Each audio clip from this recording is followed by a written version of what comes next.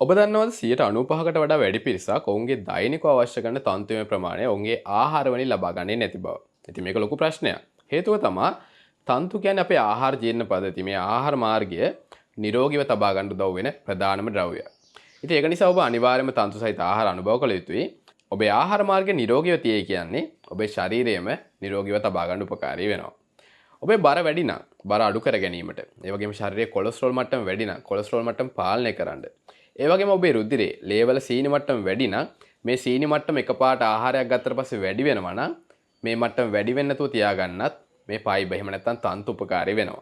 මේ වීඩියෝ එක කරා මම මුලින්ම කියා දෙන්න බලාපොරොත්තු වෙනවා මොනවද මේ තන්තු එහෙම නැත්නම් ෆයිබර් කියන්නේ කියලා. ඊළඟට මම ඔබට කියා දෙනවා මේ තන්තු සහිත ආහාර අනුභව කිරීමෙන් ලැබෙන සෞඛ්‍යමය ප්‍රතිලාභ සම්බන්ධව. වීඩියෝ එකේ අවසානයේ ඔබට පෙන්නනවා මේ තන්තු සහිත ආහාර මොනවද කියලා. වීඩියෝ එක ඉවරනකම් බලන්න ඔබට විශාල දැනුමක් ලබා ගන්න පුළුවන් වෙයි. මම Ushan Deshapriya medical laboratory science graduate University of Peradeniya. මම මුලින්ම කියා දෙන්න යන්නේ මොනවද මේ තන්තු කියන්නේ? මොනවද මේ ෆයිබර් කියන්නේ කියලා. ඇත්තටම තන්තු කියන්නේ කාබෝහයිඩ්‍රේට් වර්ගයක්. මේ කාබෝහයිඩ්‍රේට් වර්ගය ශරීරයට අවශෝෂණය කරන්න පුළුවන්ද? බෑ. ශරීරයට අවශෝෂණය කරන්න බෑ. කියන්නේ ඩයිජෙස්ට් කරන්න බෑ. දැන් ඔබට ප්‍රශ්නයක් ඇති ශරීරයට අවශෝෂණය කරන්න බැරි කාබෝහයිඩ්‍රේට් වර්ගයක මොකක්ද තියෙන ප්‍රයෝජනේ කියලා.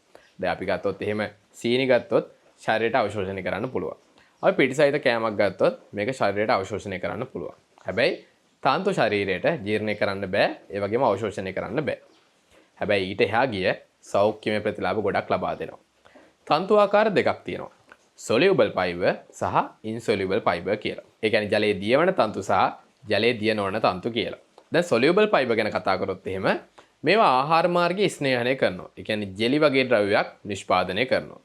උදාහරණයක් වශයෙන් ගත්තොත් එහෙම ඕට්ස් කියන ආහාරය ඔස්සේ ලැබෙන්නේ මේ soluble fiber කියන ද්‍රව්‍යය.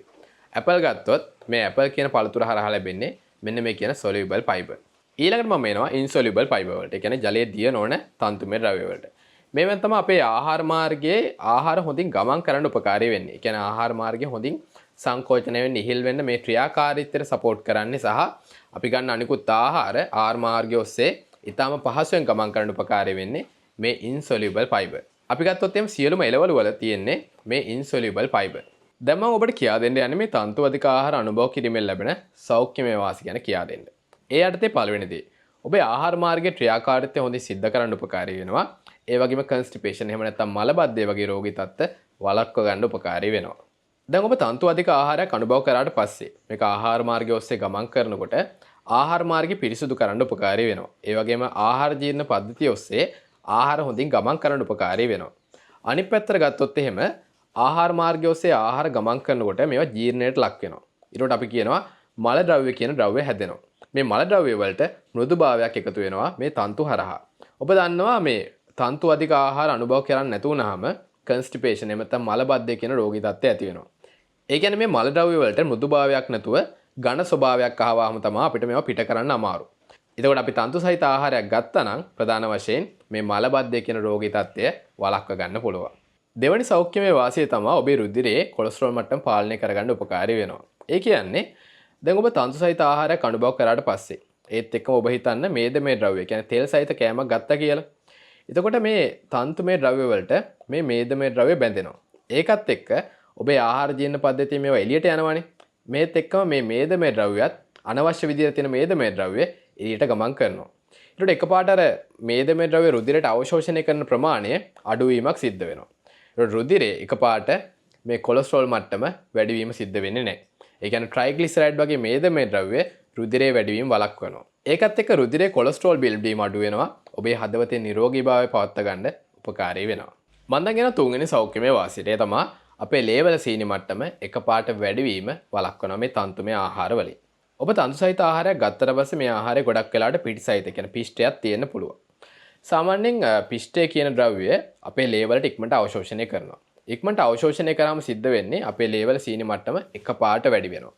දැන් ඔබ දියවැඩියා රෝගී තත්ත්වයකින් පෙළෙනවා නම් අපි කියනවා type 2 diabetes එහෙම නැත්නම් insulin resistant වගේ තත්ත්වයකින් පෙළෙනවා නම් ඔබේ සීනි මට්ටම එකපාරට වැඩි වුණොත් මේක ප්‍රශ්නයක් වෙන්න පුළුවන්. ඔබ තන්තු සහිත ආහාරයට ගත්තට පස්සේ මේ පිෂ්ඨය ඒ කියන්නේ අපේ ලේවලට සීනි නිකුත් වීම හිමින් තමයි සිද්ධ වෙන්නේ. මේක කන්ට්‍රෝල් වෙලා තමයි සිද්ධ වෙන්නේ. ඉතින් එකපාරට blood sugar spike එකක් එන්නේ නැහැ. ඉතින් ඒක නිසා ඔබ දියවැඩියා රෝගී තත්ත්වයකින් පෙළෙනවා නම් පුළුවන් තරම් තන්තු අධික ආහාර අනුභව කරන්න. මම දැන් කියනවා හතරවෙනි සෞඛ්‍යමය වාසියට. ඒ තමයි ශරීරයේ බර පාලනය කරගන්න උපකාරී වෙනවා. අපි කියනවා weight management සඳහා උදව් වෙනවා. දැන් කොහොමද මේක සිද්ධ වෙන්නේ? හිතන්න ඔබ දැසන ආහාර වේල සඳහා තන්තු අඩංගු ආහාරයක් අනුභව කරනවා. ඊට වඩා ආහාර මාර්ගය නිකන් පිරලා වගේ ස්වභාවයක් ඇති වෙනවා. ඔබට පුළුවන් විශාල වේලාවක් ඊළඟ ආහාර වේල වෙනකන් බලාගෙන ඉන්න. ඒ කියන්නේ කුසගින්නක් ඇති වෙන්නේ නැතුව ඉන්න. හිතන්න ඔබ දැසන මේ තන්තු අඩංගු ආහාරයක් නෙමෙයි අනුභව කළේ. හිතන්න සීනි සහිත ආහාරයක් තමයි ආහාරයට ගත්තේ. ඊට ඔබට නිතර කුසගින්න ඇති වෙනවා. නිතර ඔබ ගන්නවා සීනි සහිත ආහාර, තෙල් සහිත ආහාර. ඊට ශරීරයට මොකද සිද්ධ වෙන්නේ? ශරීරයට අධික ලෙස කැලරි අඩංගු ආහාර අනුභව කරනවා. ඊට ඔබගේ ශරීරයේ මේදමය ද්‍රව්‍ය ප්‍රමාණය වැඩි වෙනවා, ශරීරයේ බර වැඩි වෙනවා. හැබැයි ඔබ තන්තු සහිත ආහාරයක් නම් ගත්තේ ඔබට නිතර කුසගින්න ඇතිවීම වැළකෙනවා. ඒක නිසා ඔබට පුළුවන් ඔබේ බර පාලනය කරගන්න. ඒක නිසා අනිවාර්යයෙන්ම ඔබේ උදෑසන ආහාර වේල සඳහා තන්තුමය ද්‍රව්‍ය අනිවාර්යයෙන්ම ඇතුළු කරගන්න. පස්වෙනි සෞඛ්‍යමය වාසිය තමයි ඔබේ ආහාර ජීර්ණ පද්ධතියේ ජීවත් වෙන බැක්ටීරියා වලට හොඳ එන්වයරන්මන්ට් එකක්, හොඳ පරිසරයක් සලසනවා මේ තන්තුමය ආහාර මගින්. ඔබේ ආහාර ජීර්ණ පද්ධතියේ ජීවත් වෙන බැක්ටීරියා වලට පුළුවන් ඔබගේ ආහාර හොඳින් ජීර්ණය කරන්න උපකාරී වෙන්න. ඒ වගේම ආහාර ජීර්ණ පද්ධතිය විවිධාකාරයේ ආසාදන තත්ත්ව ඇති වෙනවා. ඉන්ෆ්ලමේෂන් ඇති වෙනවා. මේ ඉන්ෆ්ලමේෂන් වලට එරෙහිව සටන් කරන්න මේ බැක්ටීරියා උපකාරී වෙනවා. ඒ වගේම මේ බැක්ටීරියා වලට පුළුවන් අපගේ මානසික මට්ටම පාලනය කරන්නත් උපකාරී වෙන්න. ඉතින් ඒක නම වෙනම වීඩියෝ එකක් කරා gut brain axis කියලා. කොහොමද අපේ මානසික මට්ටම අපේ ආහාර ජීර්ණ පද්ධතියත් එක්ක පාලනය වෙන්නේ කියලා මම වෙන වීඩියෝ එකක් ගෙනාවා. දැන් ඔබ තනු සහිත ආහාරයක් ගත්තට පස්සේ ආහාර මාර්ගයේ ඉන්න good bacteria, හොඳ බැක්ටීරියා ප්‍රමාණය වැඩි වීම සිද්ධ වෙනවා. මේගොල්ලන්ට හොඳ ඉන්ධනයක් වශයෙන් හොඳ පරිසරයක් නිර්මාණය කරනවා මේ තන්තුමය ද්‍රව්‍ය.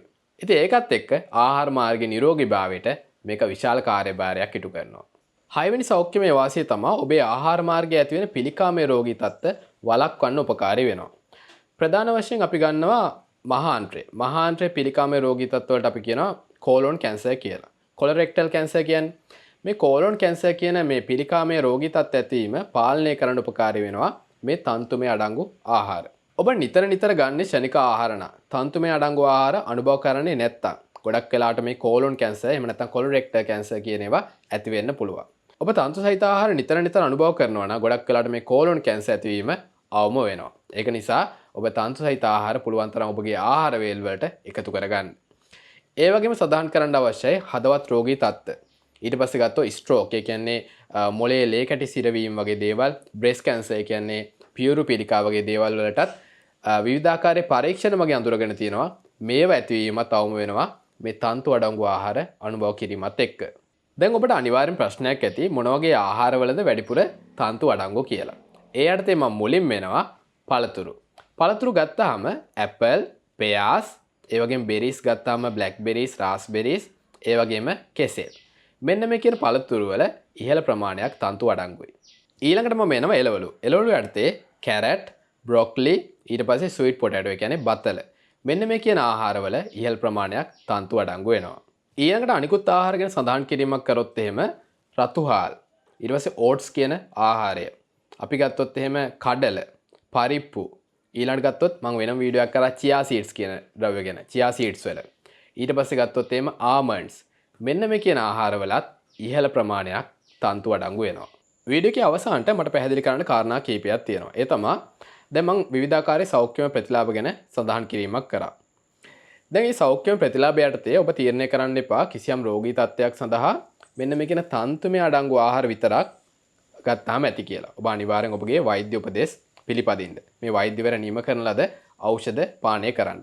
ඒකත් එක්ක මෙන්න මේ කියන රෝගී තත්ත්ව අවම කරන්න විතරක් මෙන්න මේ කියන තන්තුමය ආහාර ආහාරයට ගන්න.